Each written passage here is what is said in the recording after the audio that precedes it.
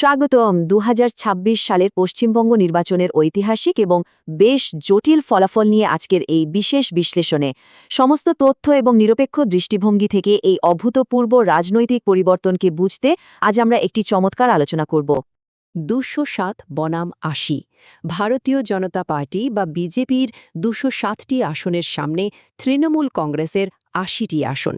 এই বিপুল ব্যবধান কিন্তু পশ্চিমবঙ্গের রাজনীতিতে একটি বিশাল ধাক্কা।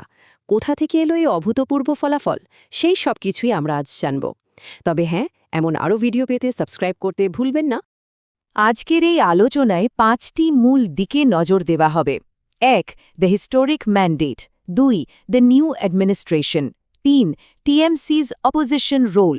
৪. ডেমোগ্রাফিক ডাইনামিক্স এবং ৫. Post pole environment. তাহলে ছটপট শুরু করা যাক। প্রথম ভাগ, the historic mandate, a political realignment. স্বাধীনতার পর এই প্রথমবার পশ্চিমবঙ্গে বিজেপি তাদের সরকার গঠন করল।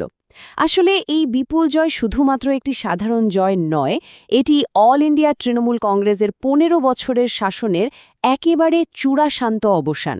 মানে মমতা ব্যানার্জির দীর্ঘ শাসনকালের সমাপ্তি ঘোষণা করল এই ম্যান্ডেট।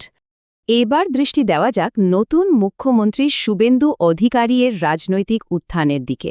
টাইমলাইনটা সত্যিই অবাক করার মতন। ২০০৭ সালে নন্দেগ্রাম আন্দোলনের একজন মূল সংগঠক থেকে শুরু করে ২০২০ সালে বিজেপিতে যোগদান, তারপর ২০২১ সালে সরাসরি মমতা ব্যানার্জিকে পরাজিত করা এবং শেষমেশ ২০২৬ সালে এসে একেবারে মুখ্যমন্ত্রী হিসেবে শপথ গ্রহণ। একটি অসাধারণ রাজনৈতিক যাত্রা, তাই না? এবার আসি দ্বিতীয় ভাগে, the new administration, soaring in at brigade parade ground. শপথ গ্রহণ অনুষ্ঠানে নতুন মুখ্যমন্ত্রী শুভেন্দু অধিকারীর একটি কথা সবার নজর কেড়েছে। তিনি প্রতিশ্রুতি দিয়েছেন, উই উইল রিবিল্ড বেঙ্গল, অথবা আমরা বাংলাকে নতুন করে গড়ব। বিজেপি এই সময়টাকে সোনার বাংলার একটি নতুন সূচনা হিসাবে তুলে ধরছে। এখানেই বলে রাখি, এমন আরও ভিডিও পেতে সাবস্ক্রাইব করতে ভুলবেন না। সেদিনের ব্রিগেড প্যারেড গ্রাউন্ডের পরিবেশ ছিল এক কথায় বিশাল এবং একটু বিশৃঙ্খলও বটে। প্রধানমন্ত্রী মোদি, অমিত শাহ এবং এনডিএ শাসিত রাজ্যগুলোর মুখ্যমন্ত্রীরাও উপস্থিত ছিলেন সেখানে। একটা দৃশ্য বেশ আলোচিত হয়েছে। প্রধানমন্ত্রী মোদি জনতার উদ্দেশ্যে সাষ্টাঙ্গ প্রণাম জানান এবং ৯৮ বছর বয়সী বিজেপির প্রবীণ নেতা মাখনলাল সরকারের পা ছুঁয়ে প্রণাম করেন। এতসহ উৎসব ছিল চোখ ধাঁধানো। যদিও অফিসিয়াল এন্ট্রি পাস না থাকায় অনেক সমর্থক ভিতরে ঢুকতেই পারেননি, কিন্তু তারা বাইরে দাঁড়িয়েই ঝালমুড়ি খেয়ে আনন্দ করেছেন। আরও একটি মজার বিষয় হল, প্রধানমন্ত্রী নরেন্দ্র মোদী এই রাজনৈতিক মৈলফলককে কিন্তু রবীন্দ্রনাথ ঠাকুরের জন্মবার্ষিকীর সাথে যুক্ত করেছেন।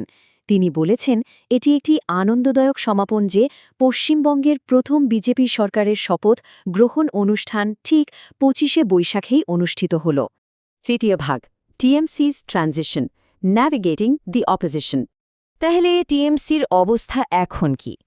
ফলাফল আসার পর প্রাক্তন মুখ্যমন্ত্রী মমতা ব্যানার্জি তখনই পদত্যাগ করতে অস্বীকার করেন। তিনি এই রায়কে লুট বা চুরি হিসেবে অভিহিত করেছেন। এর ফলে গভর্নর বিধানসভা ভেঙে দিতে বাধ্য হন এবং তারপর থেকেই একটি সম্মিলিত বিরোধী জোট তৈরি করার প্রস্তুতি জোর কাদমে শুরু হয়। বিধানসভায় এবার একটি নতুন ছবি দেখতে পাব আমরা। একদিকে শাসক দল বিজেপির নেতৃত্বে রয়েছেন মুখ্যমন্ত্রী শুভেন্দু অধিকারী এবং তার উপদেষ্টা সুব্রত গুপ্ত, আর অন্যদিকে টিএমসির বিরোধী দলের নেতা হিসেবে রয়েছেন প্রবীণ এমএলএ শোভানদেব চট্টোপাধ্যায় এবং চিফ হুইপ হিসেবে ফেরহাদ হাকিম। বোঝাই যাচ্ছে অ্যাসেম্বলির ভেতরে একটি জমজমাটে লড়াইয়ের প্রস্তুতি তৈরি। এবার পরের বিষয়ে যাবার আগে মনে করিয়ে দিই, এমন আরও ভিডিও পেতে সাবস্ক্রাইব করতে ভুলবেন না। চতুর্থ ভাগ, demographic dynamics, the Matua vote impact. এই নির্বাচনের ফলাফলের পেছনে কিন্তু গভীর জনসংখ্যাত্মিক কারণ রয়েছে। তথ্যগুলো সত্যিই বিস্ময়কর। নর্থ 24 পারগানাসের ভোটার তালিকা থেকে স্পেশাল ইন্টেন্সিভ রিভিশনের মাধ্যমে প্রায় ৩.৫ লক্ষ নাম বাদ দেওয়া হয়েছে এবং খুব ধ্যান দিয়ে দেখলে বোঝা যাবে এই অঞ্চলগুলো মূলত মাতুয়া সম্প্রদায় অধ্যুষিত। আরও নির্দিষ্টভাবে বললে, বঙ্গাও সাবডিভিশনে যাদের তথ্য যাচাই করা হচ্ছিল তাদের শতকরা 67 থেকে 88 ভাগ নাম বাদ পড়েছে। সমালোচকদের এবং বিশ্লেষকদের দাবি, এর ফলশ্রুতিতে একটি বিশাল অংশ তাদের ভোটাধিকার থেকে বঞ্চিত হয়েছেন, যা নির্বাচনে একটা প্রত্যক্ষ প্রভাব ফেলেছে। বিশ্লেষকরা এই বিষয়টাকে বলছেন ইলেকটোরাল ইঞ্জিনিয়ারিং। এর মানে হল রাজনৈতিক কৌশলে ভোটার ভিত্তি ও সীমানা পরিবর্তন, যাতে নির্বাচনের ফলাফলকে প্রভাবিত করা যায়। সাথে কিন্তু হিন্দুত্ব প্রচারাভিযানও একটি বড় ভূমিকা পালন করেছে বলে অনেকে মনে করেন। আচ্ছা, এমন আরও ভিডিও পেতে সাবস্ক্রাইব করতে ভুলবেন না। পঞ্চম এবং অন্তিম ভাগ, পোস্ট পোল সিকিউরিটি, দি ইমিডিয়েট আফটারমাথ।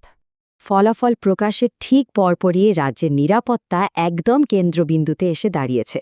চারিদিকে অশান্ত পরিস্থিতির খবর আসতে থাকায় নির্বাচন কমিশন সরাসরি চিফ সেক্রেটারি এবং ডিজিপিকে একটি কড়া নির্দেশ দিয়েছেন।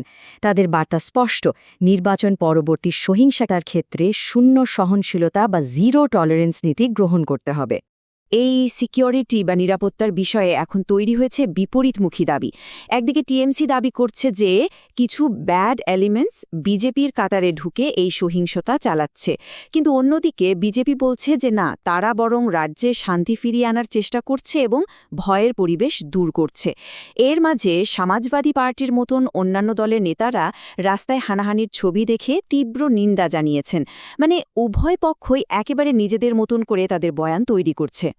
এবার আমরা চলে এসেছি একদম শেষ পর্যায়ে, কনক্লুশন, আ নিউ এরা ফর বেঙ্গল। আজকের এই অনবদ্য বিশ্লেষণের শেষে এসে একটি বড় প্রশ্ন থেকেই যায়। পশ্চিমবঙ্গের এই ঐতিহাসিক ক্ষমতার হস্তান্তর ভারতের বৃহত্তর গণতান্ত্রিক পরিবেশ ও জাতীয় রাজনীতির ভবিষ্যতের জন্য ঠিক কী অর্থ বহন করে?